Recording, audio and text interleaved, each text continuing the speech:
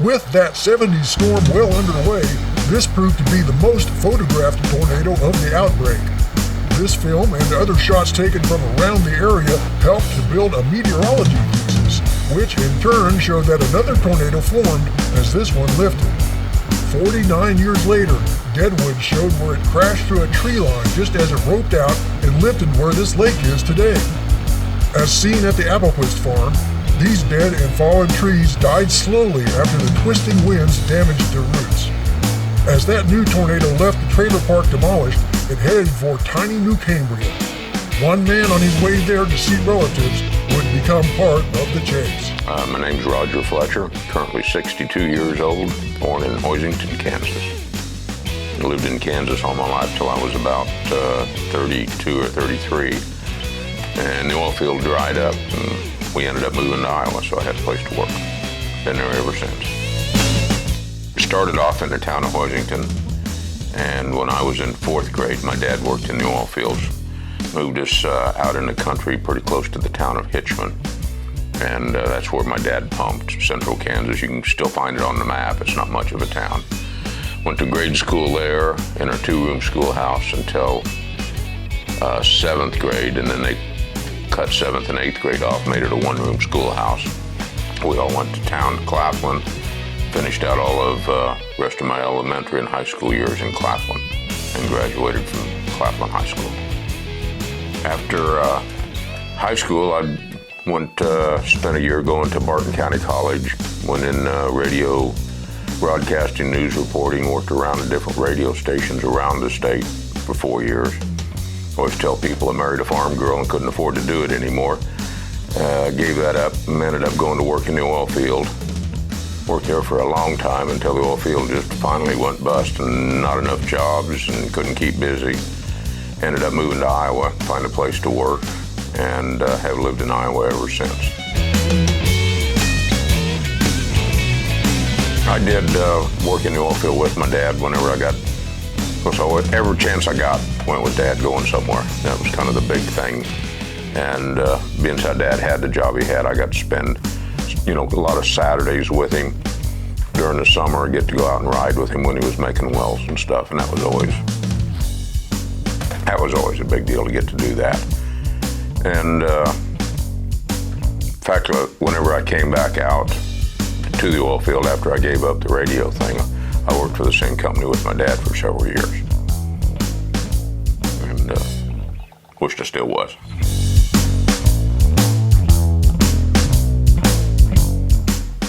Out in the air, basically responsible for yourself. You didn't have to watch for somebody else as much. Get your work done on your own time. Basically your own boss until something went bad. And just nice being outside. If I had my druthers, I'd work in the oil field 10 times out of 10 rather than going back to radio. I don't know, what didn't turn out to be quite what I thought it would, Ended up, I'm not going to say any more on tape.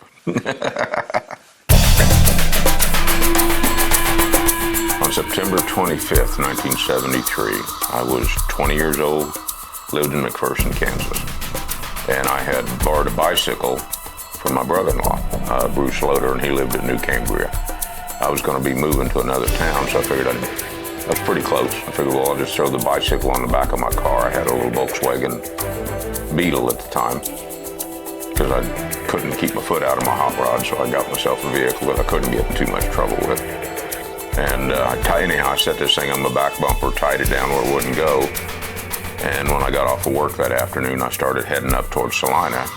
And whenever I got up, and just today I made this come up the same trip and looked, and I'm pretty sure we were along about the Assyria exit on 35 coming up.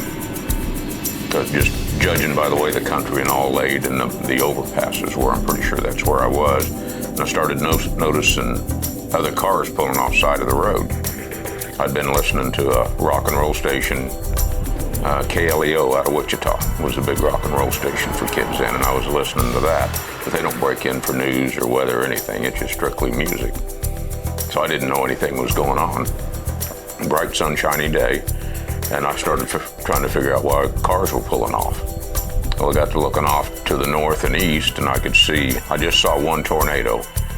And as I'm remembering, it was dark blue and looked pretty big to me. Well, I decided it was a smart thing to stop, so I peeled over and listened to KSAL, which was a big news station out of Salina. And if you wanted to know what was going on, that was the station to listen to at that time. And they were talking about tornado warnings and stuff for Saline and how they're coming through, and I could see the one tornado, and if I'm remembering correctly, I only saw one whenever I was sitting down there at Assyria. And I waited for a while. It's hard to say for sure, but I'm guessing about 15 minutes or so. And it looked like that tornado had went on, and I thought things were clearing up, and I couldn't see anything further back, and the skies behind me, and everything was all clear, and all the storms looked up to the north of me. And so I went ahead and fired her back up and started headed towards Salina. I don't know whether they had more tornadoes generate, between the time I'd left Assyria and come that way. But about the time I got up to where I met Interstate 70, it really started raining, probably just about as hard as it can rain. Couldn't keep the windshield clear with the wipers, and didn't really know for sure where the lanes were. And about then, of course, a lot of static on the radio. Very hard to even understand KSAL as strong as they were. But they were talking, and I was going east on 70, probably about 15 or 20 mile an hour, because I was afraid to stop and afraid to go. And they started talking about a tornado was then tearing apart the Sundowner East trailer park. And I was thinking, well, if I stop, it might hit me. If I keep going, I might dodge it. I figured it was just catch-22. I didn't know whether to stop, and I was kind of just hung.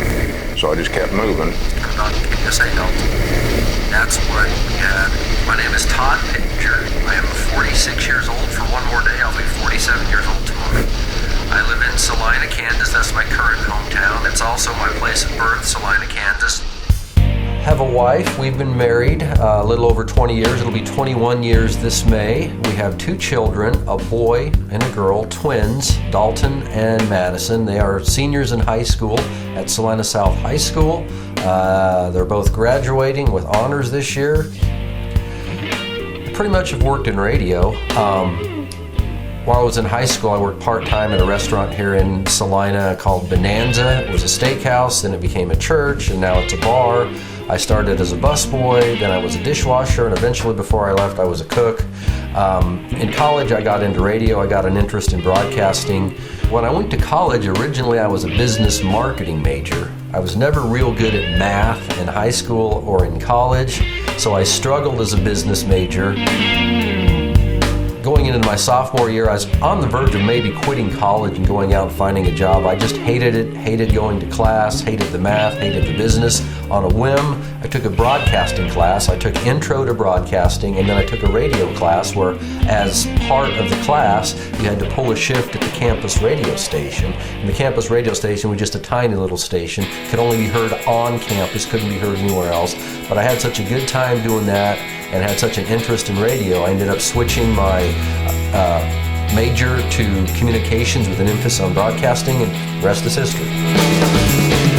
When I was growing up, I used to listen to Casey Kasem, the American Top 40. I loved listening to that. This is Casey Kasem on American Top 40. We're counting them down. It was always my dream one day to have a radio show or a countdown like Casey's that was broadcast all over the country. Has not happened yet, but life's not over. My first full-time job out of college was in radio. I worked for a year in Cheyenne, Wyoming. Came back to Salina in 1993. Or 1994, came back to Salina and have worked at the same group of radio stations since 1994 in Salina, so about the last 20 years. It's called Salina Media Group. We have a group of 6 radio stations, 2 in Manhattan, 1 in Abilene, 3 in Salina. So I have a group of about a half dozen chasers.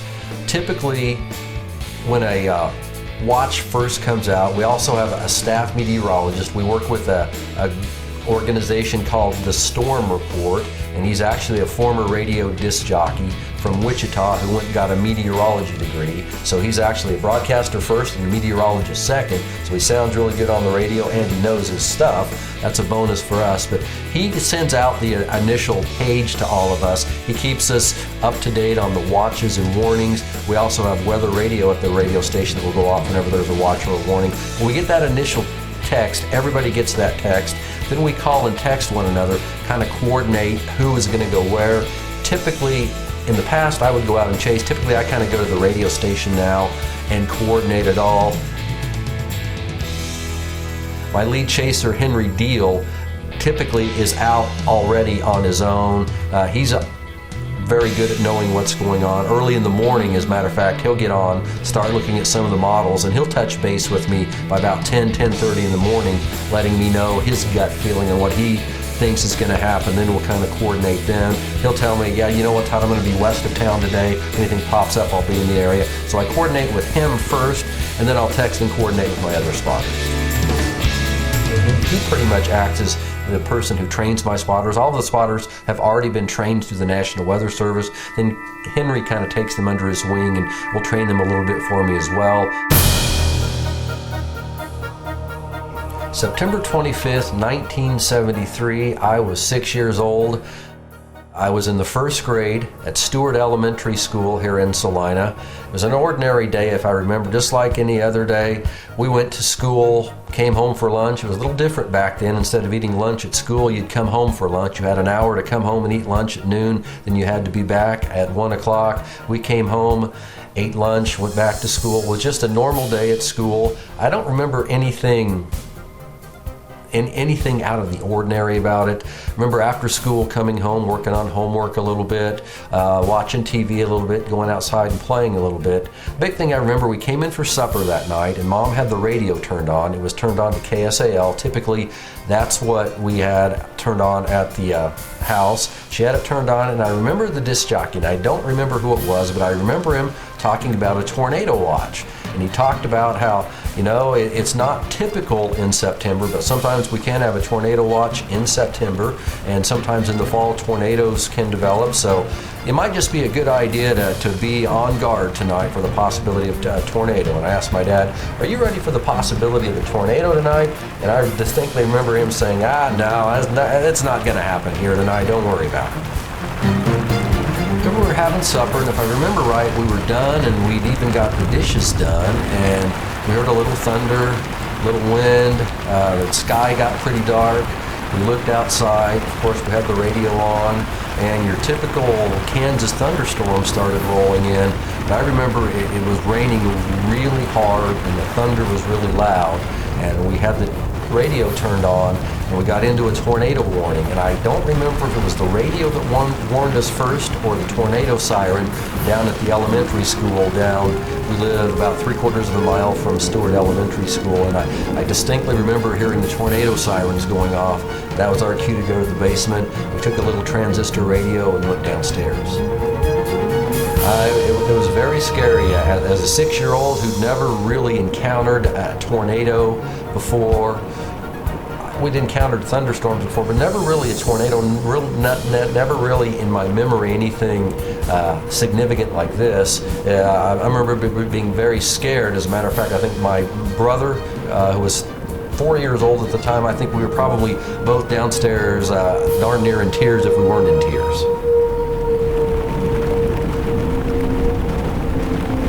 As the storm progressed towards Salina, we kept listening on the radio. We were down in the basement. We could hear the rain, we could hear the wind, we could hear the hail.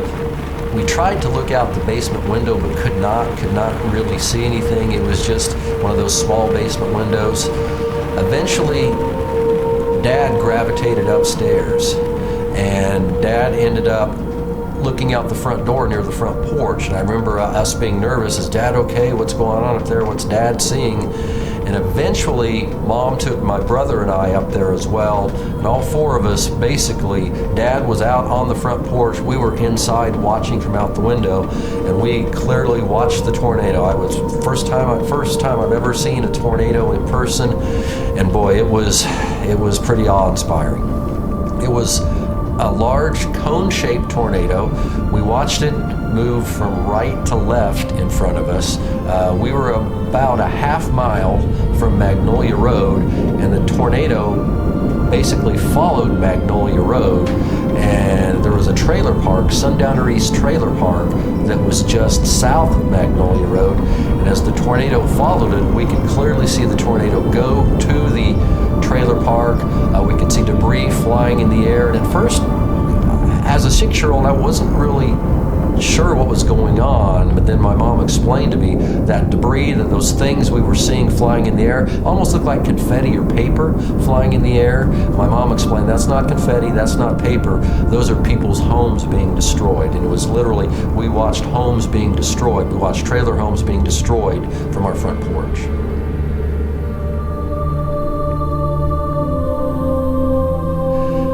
It seemed like 5 or 10 minutes. It probably was shorter than that, but it just seemed like it was frozen in time. It seemed like it just kept going on and on and on. I'd say probably just a couple of minutes.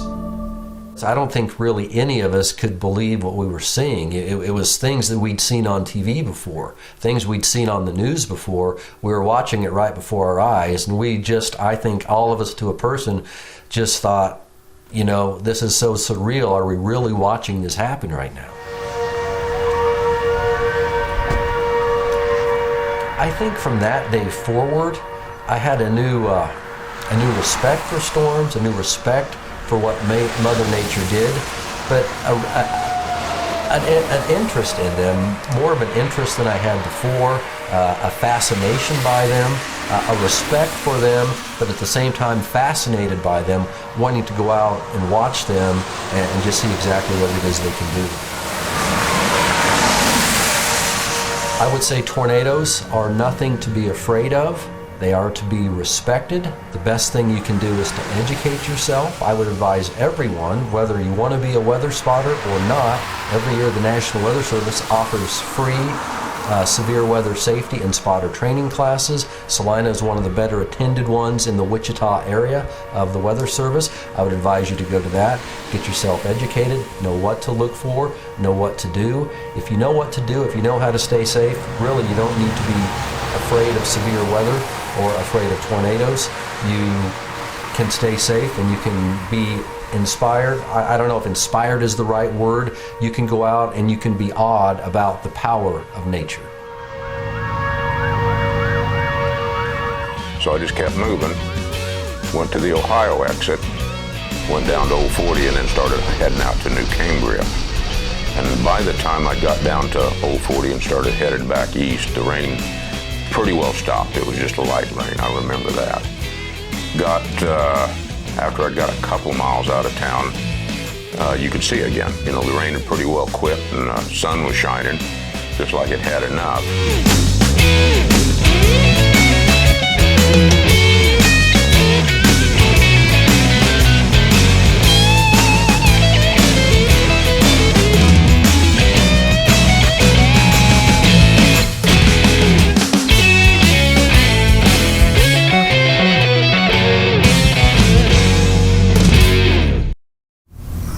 I assume that's probably before it hit Sundowner. My name is Fritz Mendell. I was born in Hutchinson, Kansas in 1938. I'm 75 years old. I live now in Saline, Kansas. Oh, I'm sure it was, because it lifted before it hit Sundowner, and that's when I felt like I ought to head down Ohio. Wow. We've been here since 1961. Well, I went to Hutchinson High School and then went to Hutchinson Junior College for 2 years. I was offered a scholarship as a sports publicity assistant to University of Wichita. So I got my degree at the University of Wichita, BA degree. I minored in English journalism and history and majored in political science, which has done me no good at all, but that's the path I took. I came here in February of '61, just out of school, as a general assignment reporter at the Saline Journal. My father was a sports editor in Hutchinson for a lot of years, 46 years before he retired. And I guess what I had in the back of my mind is that I would come up to the Journal and end up being a sports editor here, much like Dad was in Hutchinson. At that time, the Harris Group had a rule that you couldn't, two people of the same family couldn't belong to the same newspaper. So instead of starting in Hutchinson, I started here and have been here ever since. This is actually the page 1 of the paper. And you won't see many papers do this, but that's Whitley Austin for you. He felt like the pictures told the story, and that's really all we needed, and even put the masthead inside the paper there. 2 or 3 years in, I had picked up a camera at times at the Journal, and they asked me if I'd like to move into the photo department, and I said yes. And a year or so later, the chief photographer left from here, and they offered me that job. So I was photo editor here for about 32 years. Before media, I worked in the summer at lumber yards and things like that. But what they say is that you have ink in your blood, and you just don't get away from it. So they were right as far as I was concerned.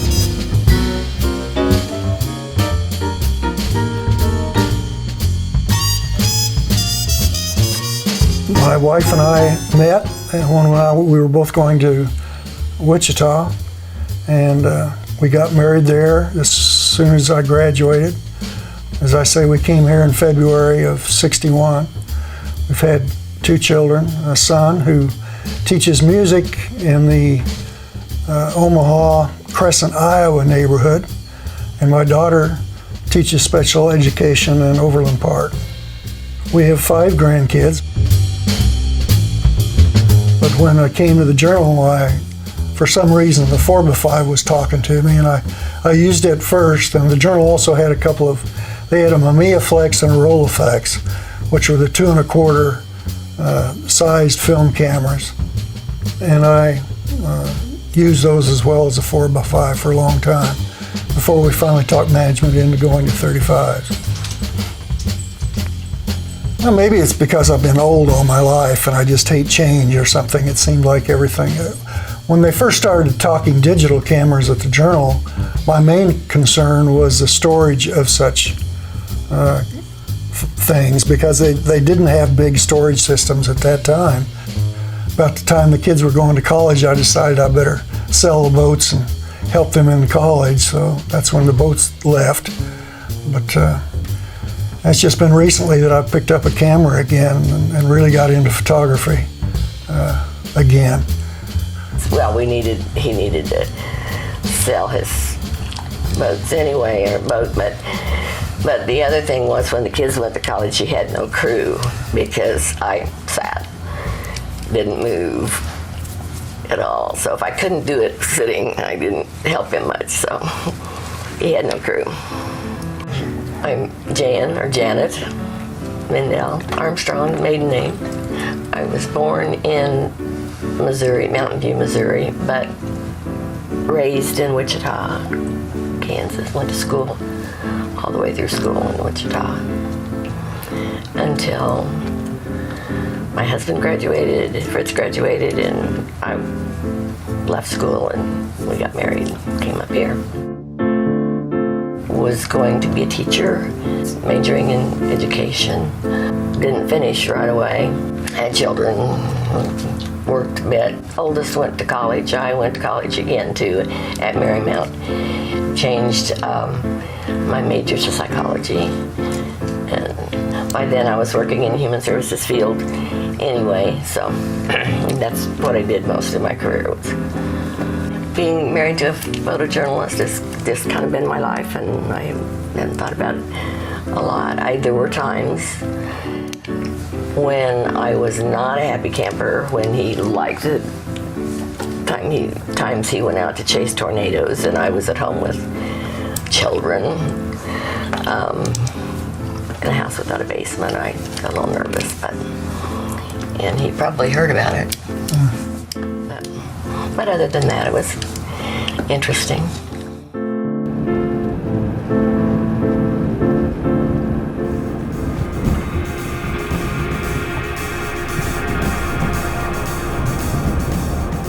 On Tuesday, September 25th, 1973, I woke up feeling really lousy. I was, in fact, it wasn't until that evening that I got dressed. But I laid around and listened to the police radio, and all of a sudden they were talking about a tornado south of us here. So I did get dressed and sent my wife and 2 kids across the street to a neighbor's house because they had a basement over there and it was much safer, and she wasn't going to stay in the house where we didn't have a basement. This one was scary. The kids were 70. The kids would have been 11 and 9, and we had no basement. So I'd made arrangements with the Bells across the street that when it gets really scary, can we come over? And they said, sure. So we, the kids and I went over there and knocked on the door, and they were expecting us, I'm sure. And we went to the basement, and we spent the time in the basement, so not even really knowing exactly what's going on, but it's kind of, you don't only worry about you and the kids, but you know he's out there running around somewhere in the middle of a storm. So it was a little scary, but we survived it. Well, this is where we were living at the time. And I was home when I got it on the the police radio that a tornado had been sighted. So I sent the wife and kids across the street because we had a neighbor over there that had a basement. And I sent them, and then I jumped in the car, and at one time when I went over here, this was absolutely deserted. There wasn't anything. They had just started construction on this church. And I just jumped in the car and drove right across Ohio Street. We lived over on Kerwin. Turned around, and I was able to see this tornado coming in. The scuttlebutt on the police radio was that it was about to hit Shelling Air Force Base out there. And it looked like it was. You could see every once in a while it would hit a building or something, and debris would be in the air. And I sat there and shot that tornado coming pretty much right at me.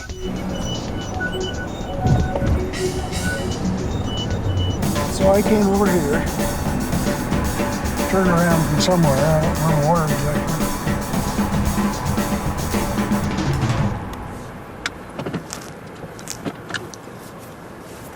Got on the wrong side of the road, I remember that, and took my pictures from about here, I guess. That Dillon's wasn't there, of course, but the Dillon's that you see the sign from was 2 or 3 more blocks on down Ohio. And I shot it just coming pretty much straight this way. In fact, the car was still running, and I had my foot buried in the accelerator, although it was in neutral, figuring I was going to have to get out of there in a heck of a hurry if it didn't lift up pretty quick. But it did. It looked like it got to about Dillon's, but I think it was quite a ways from that area when it did all of a sudden lift up into the clouds. And my next thought was, well, I better go out that way and try to shoot any destruction that it created in the Schilling area. I got to here and I looked to my left, and all of a sudden I saw things picking up in it, which was all vacant. None of this was here before.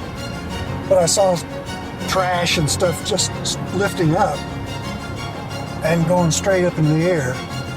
So I don't remember exactly what I did then, but I probably pulled a U-ey right in the middle of the road, went back and headed out that way because and it was solid grade from here. And then all of a sudden it hit the Sundowner trailer park out there, and it was such an angle that it was just black to that side, and no matter what I shot, nothing really came out of it. So I was fortunate to be where I was when we first saw the tornado to get such clear shots of the tornado coming in. You couldn't really see a twister because it would have blended so much into the background. But whether I came up there and turned around or turned right there or what it was, but I ended up going out to the trailer park. The camera was a Hasselblad. I'd gone from a 35 and we just started to get into color, and I felt like the bigger format camera would work. So I had a 24 frame back on the Hasselblad, so I was able to shoot 24 shots of that tornado coming at me. So I got a pretty good string of how that tornado was moving and coming straight at me. Probably heard it on my police scanner more than anything else that Sundowner had been hit this way. So I either made a U back on Ohio or turned around somehow and came out this way. And people were just coming out of the basements and cellars. They had one big storm cellar out here, as I recall.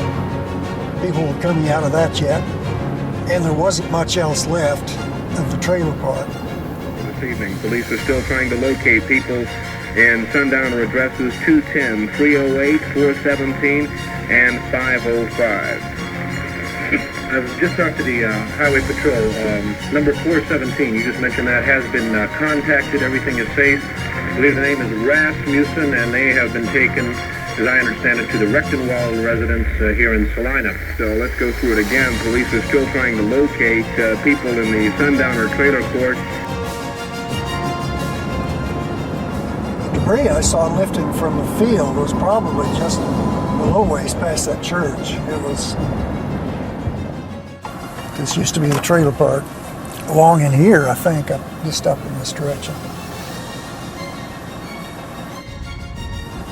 Certainly doesn't look like a trailer park anymore.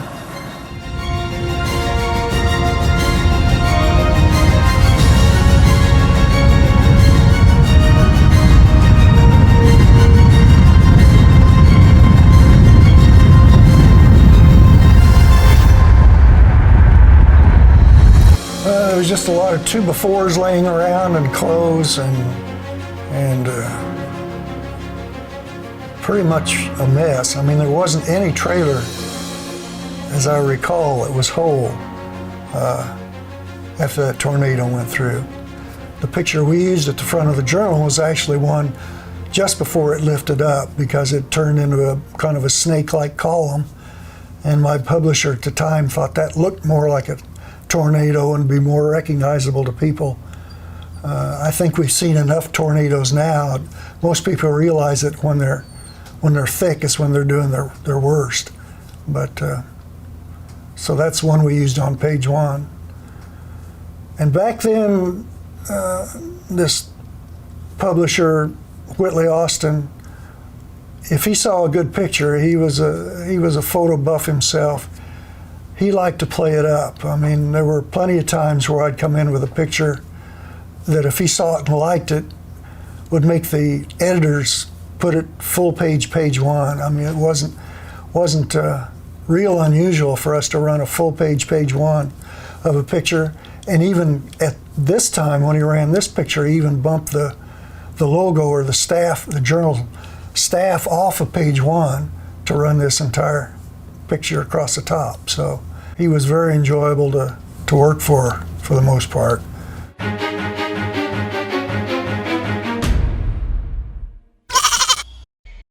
One other instance, over at the old paper, Bill Burke, who was a sports editor at that time, they always, for some reason, sat him right by the photofax machine, or not the photofax, but the AP machine where the pictures would come in. And the pictures had come in on a very flimsy tissue paper that was unfortunately very flammable as well.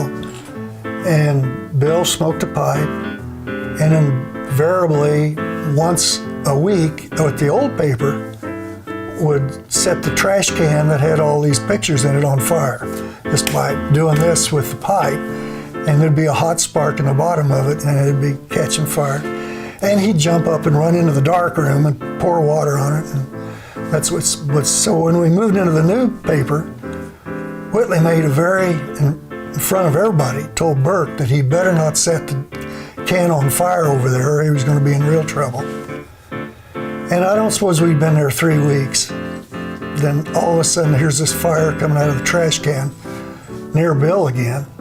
And Whit, screaming, jumps up, runs all the way across the room, grabs a fire extinguisher off the wall, runs back and goes up and down on Burke, just hoses him down, sets the fire extinguisher down and then walks off. Well, somebody else had to pick up the fire extinguisher and put out the fire in the trash bucket. But I think that was the last time Bill set the trash can on fire. So that was Whitley Austin. You just never knew exactly what was coming out of that corner. I enjoyed being a photographer all the way through, except when I'd have to go out on an accident and there were kids involved. That always tore me up pretty good. Never got used to that. And as I was coming towards New Cambria, I was close enough and I saw 3 tornadoes leaving New Cambria and headed to the north. They were fairly close to the KSAL towers, if I'm remembering right. But I did see them going.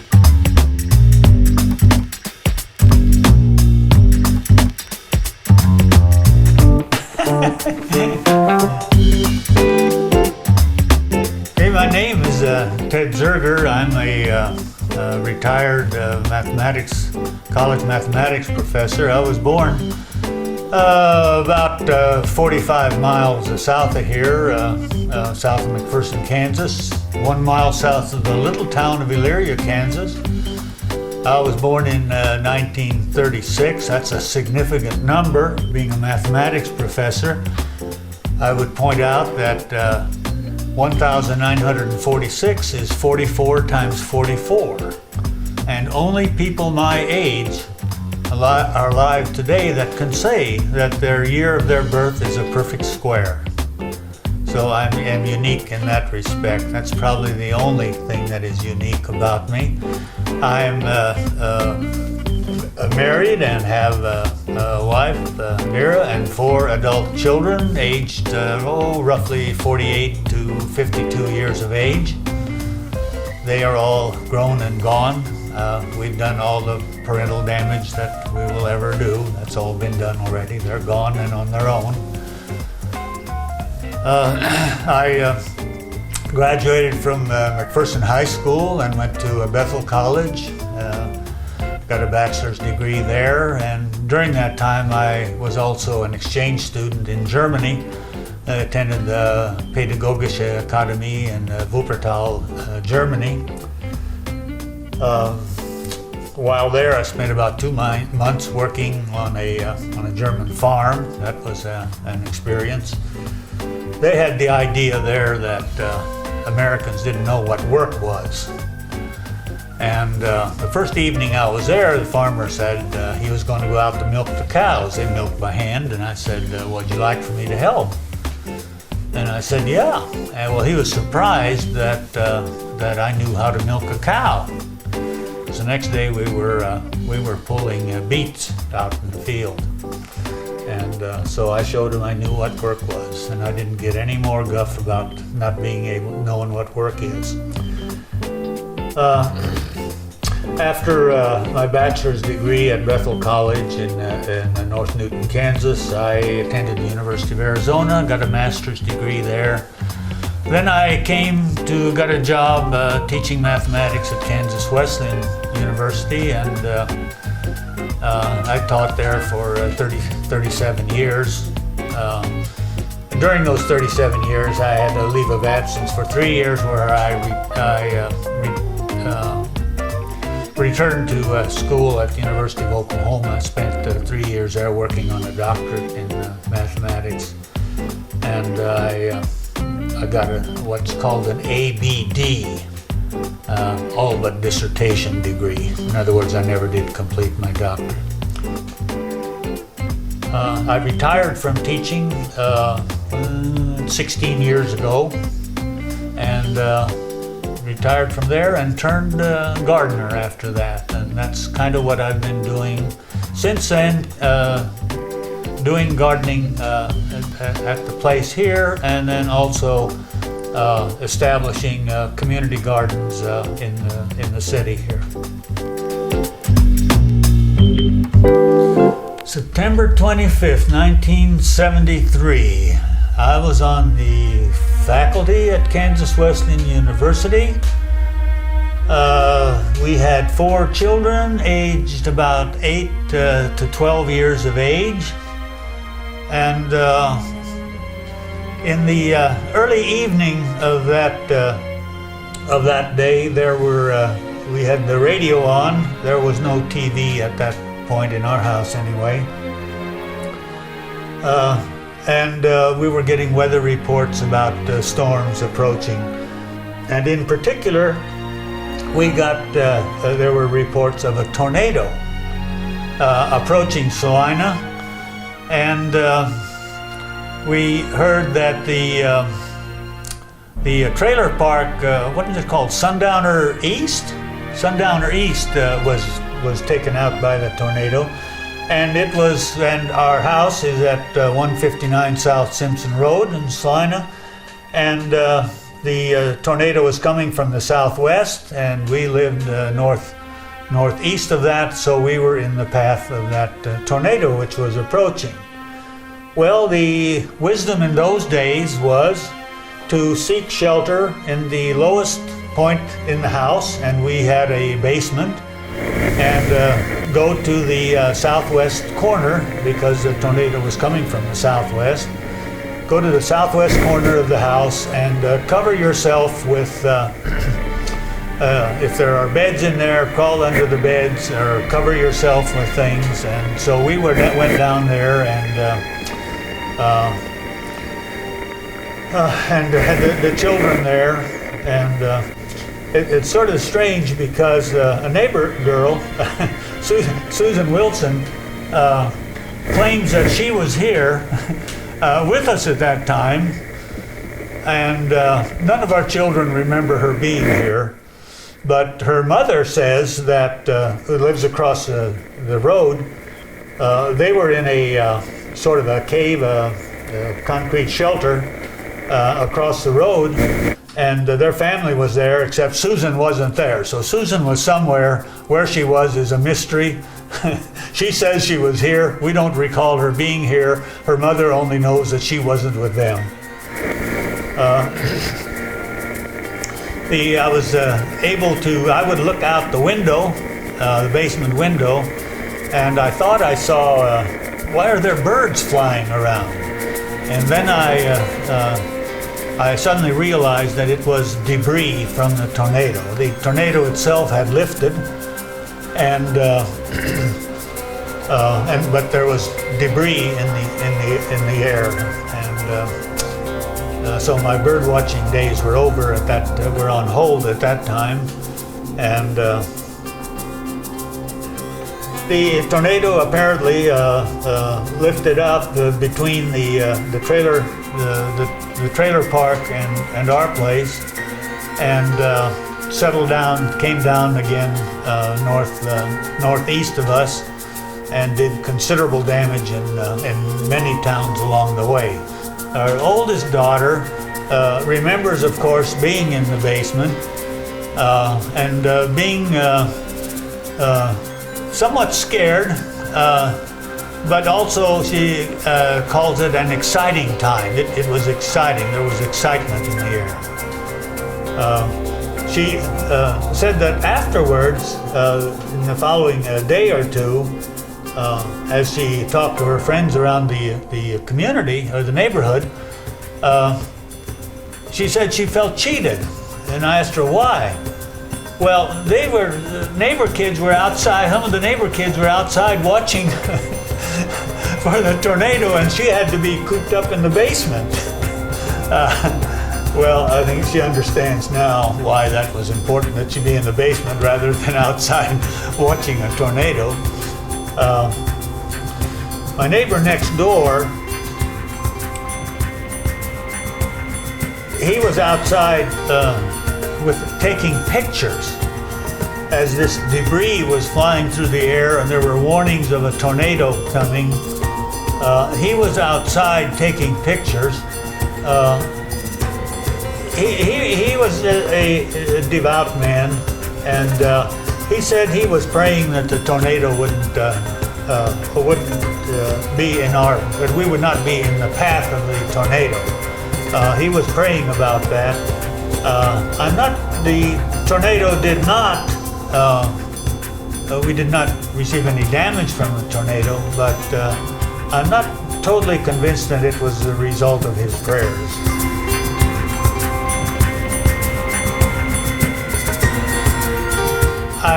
I was confident we were doing the right thing. We were doing what we were supposed to do, and in a sense I was relaxed because I had done everything that one could do. But it's interesting to me that I only had concerns about our own physical safety. And it never entered my mind, well, what if the house is taken away? What will happen to all our belongings? Those thoughts never entered my mind. And when I hear reports of others after tornadoes have gone through their neighborhoods, the response is quite often well, we're just thankful we didn't get hurt. Oh yeah, our house is gone, but those things can be replaced. So in that sense, I think our response, my response at least, was quite normal. And the children, they described it as a little bit scary, but it was exciting. As you might imagine, for children ages 8 and 12, something like this, hey, there's a storm coming, and there might be some danger, but we're safe. We feel safe here, but certainly it's exciting in the sense that they are experiencing something for the first time, something totally different.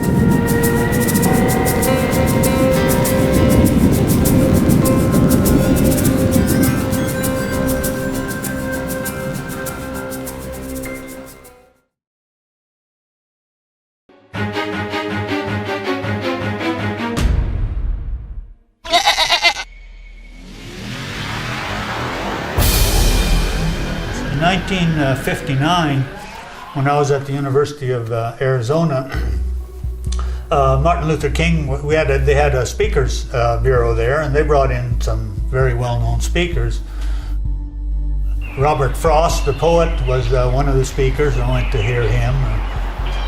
Oddly enough, I don't remember very much about about his talk, except I remember just one phrase, and that was, he says, one goes to the tennis court to play tennis, not to see whether the lines are straight. Now, in the context of those comments, I have no idea what the context was.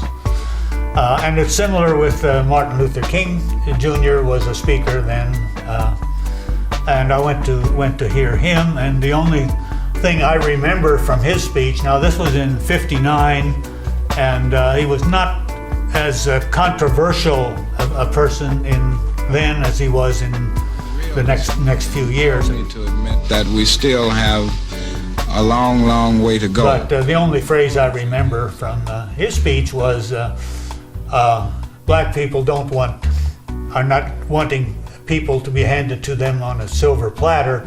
They're just tired of carrying the platter. After the speech, they had a reception, and one of the fellow graduate students said, well, let's go to the reception. I said, oh, come on, that's just for all the dignitaries and people. He said, no, let's go. So we went to the reception, and it turned out there were only about 10 or 15 people there, and so I had a chance to shake hands with Martin Luther King Jr., and I wasn't smart enough then to ask intelligent questions or to engage him in conversation and that, but But still, I did shake hands with him. Well, the Equal Rights Amendment and equal rights for different groups. Of course, we had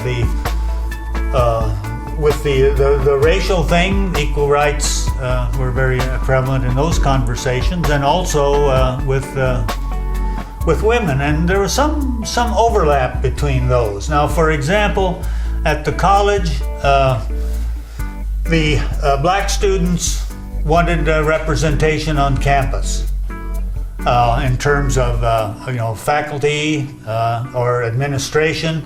There were no faculty or administrators of African American descent, and students felt that they should have that opportunity.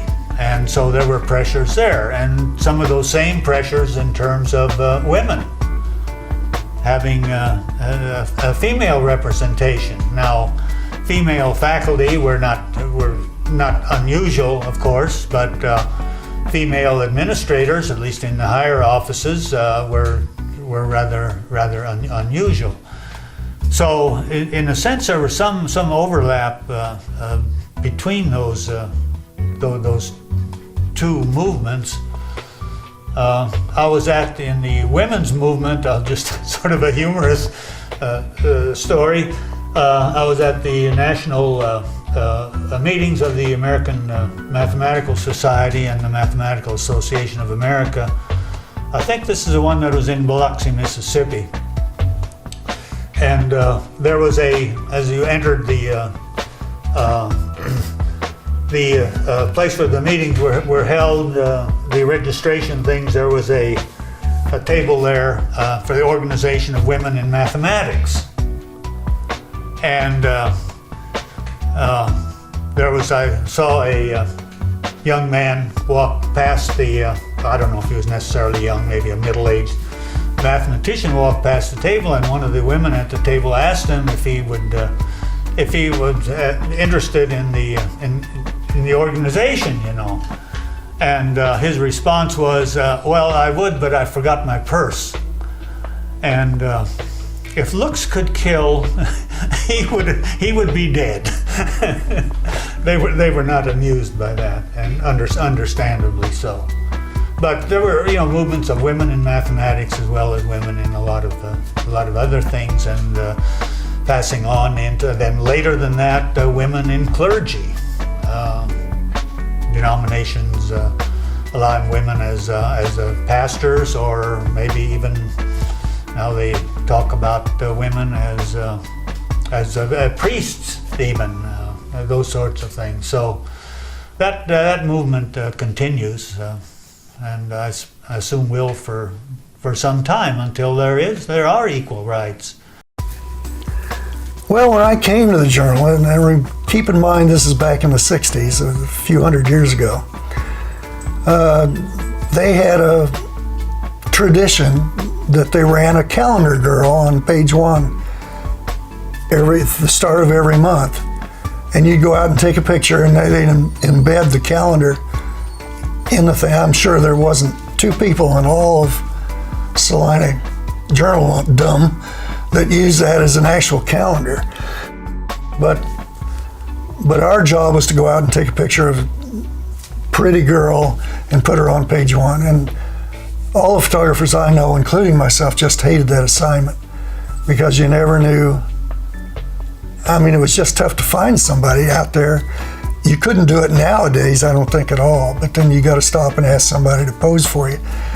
But back then, everybody knew what the Saline Journal calendar was, so we didn't get turned down all that much, but we just really hated that assignment.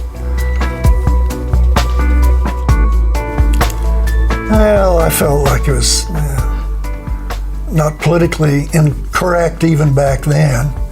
And sometimes a staffer would come back and say, oh, I saw this pretty girl doing such and such. And you go out and find her, and once you called her or talked to her, you were pretty well committed. So you took the picture and came back, and then you'd get ragged on because the guys at the top echelon didn't think she was that pretty or something. And it was just a mess to begin with, and a ridiculous way to spend your time.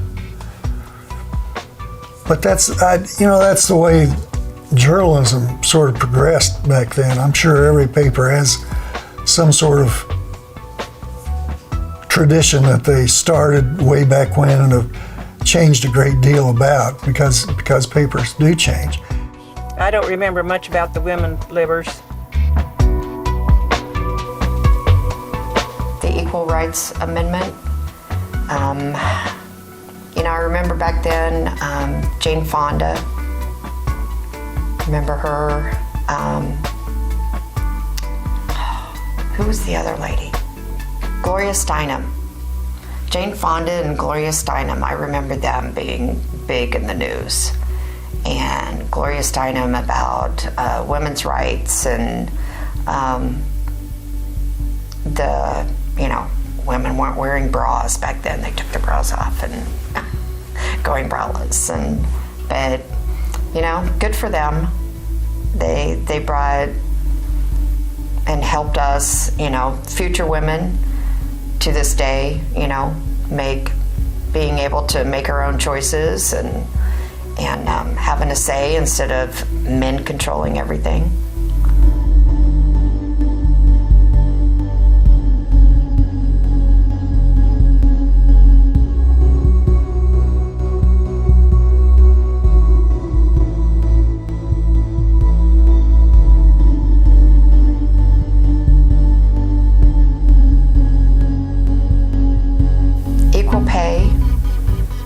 For women, I think it's still an issue to this day.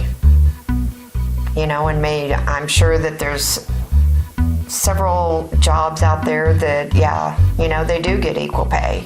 But I still think to this day that there's still some discrepancy in that. But we're just as smart as men. We deserve equal pay. If not more sometimes. What happened to that? Right, so one of the things that's fascinating today is to deal with the arguments that women don't have anything to fight for anymore, right? Whereas in the 70s, it was clear that women had things to fight for, even though today the data is the data. It's the same basic data. Still not earning the same amount as men, and yet trying to fight for that makes you seem like you're a snowflake. I don't know. I think I should be paid as much as the guys I work with. Seems reasonable.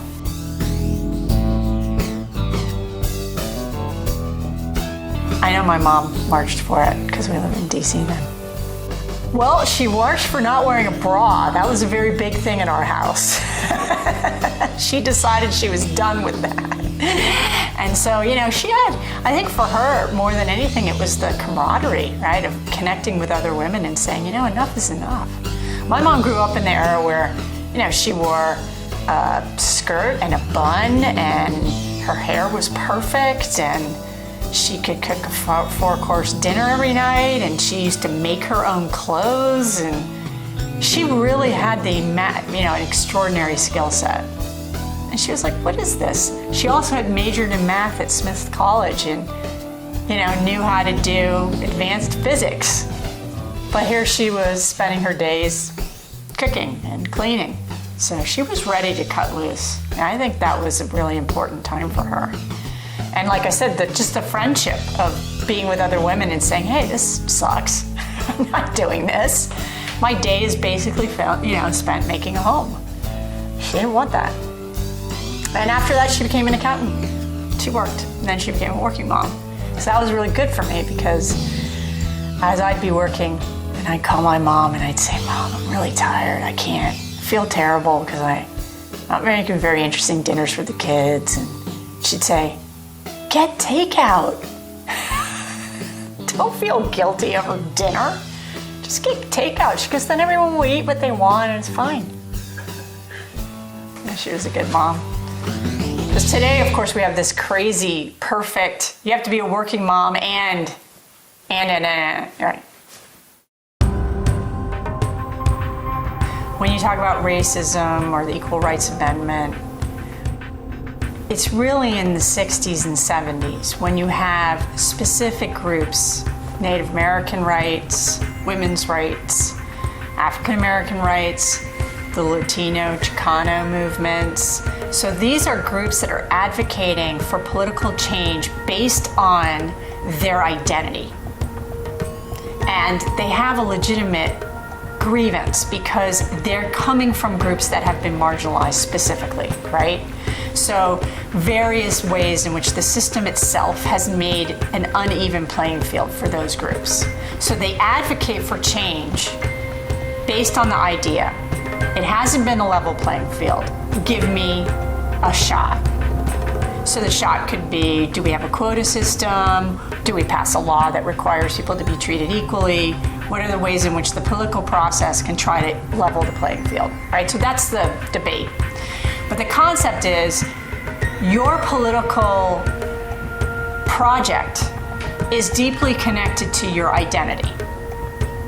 Whether it's as a woman, as a Latino, as a black, as a gay, whatever your group is. It's coded that way.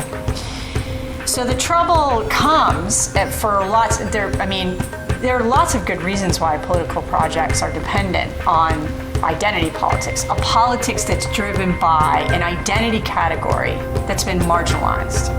Okay, and it doesn't mean that that's a necessarily bad thing to do.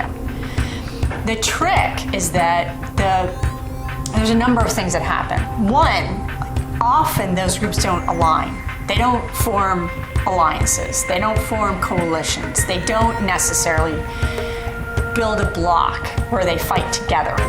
That's one potential problem, right? So when the women's lib movement splinters off within the African American community because they're not on the same page, for instance. So it can create political fracturing. That's one thing. The other problem is that if you're someone like me who's sort of at heart an economic leftist, it leaves sort of the deeper questions about sort of economic class struggle outside of it, because identity politics is driven by identity categories and less about class, right? Less about issues that are related directly to capitalism. Although that can be all bundled together, generally speaking, what happens in the era of identity politics struggles is capitalism isn't at the forefront in the same way. So they're not fighting capitalism, they're fighting for equal rights for women or something maybe within capitalism. And again, the women will be divided over whether that's good. So all of this then sort of boils down into what we see today, which is the blowback against multiculturalism. So multiculturalism becomes this sort of idea that we have to embrace diversity, we have to appreciate all different identities. This is sort of the next step out of the identity politics of the 60s, right? The 80s is the multiculturalism, the diversity. You know, we're going to include on college reading lists books by women or black people or indigenous people, and it's all it seems crazy. And so what happens is that what you're really doing is you're sort of threatening the kind of sense of a white male Western lock on culture and value. That's all true, but the problem is that it becomes as though the only reason why you're trying to include these different groups is literally because they're different, as opposed to because they have something important to say. So some of the political projects that came out of that were not the most successful. They didn't think about these things, I think, in ways that could have advanced them, and I do believe we're getting blowback from that. I mean, we're really at an era where racism is much higher than it was, say, in the 90s. Open, bald-faced racism is much higher. And the discourse about snowflakes and the discourse about feminazis and blah, blah, is all blowback on sort of the ways in which those political projects were structured and how they sort of lost in the realm of public debate. I don't think that those groups have done as good a job as they could have in explaining why their political projects were important and why they needed to be staged within a particular identity. And so we're dealing with the effects of that. And now you make an argument that says this comment makes me uncomfortable. They're like, oh, well, stop whining, you know, right? So we've actually really reversed it. It's like Mad Men, right, without smoking. I mean, everyone is back at that level, like suck it up, okay? It's not fair, the world isn't fair, you're not gonna be treated fairly, and if you complain about it, then I'm gonna call you a snowflake, a whiner. So I do think that, you know, my sense is that some of the ways in which the left framed those political projects is exactly why we've lost ground. So I blame the left for a good bit of it.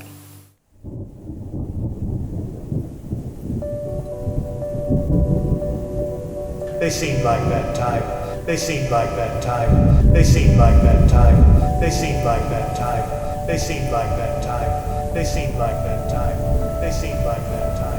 They seemed like that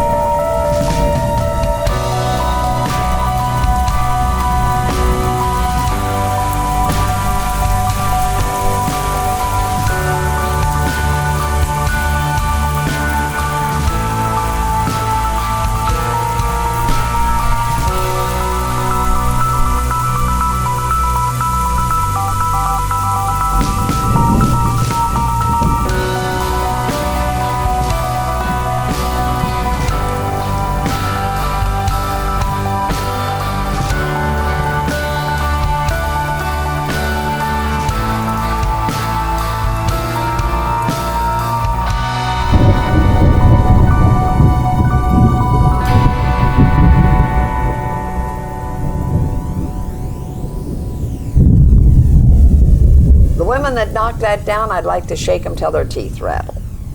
Phyllis Schlafly and that bunch of... I'm sorry. No, I won't go where I'm going. You can go there. No, I'm not going there.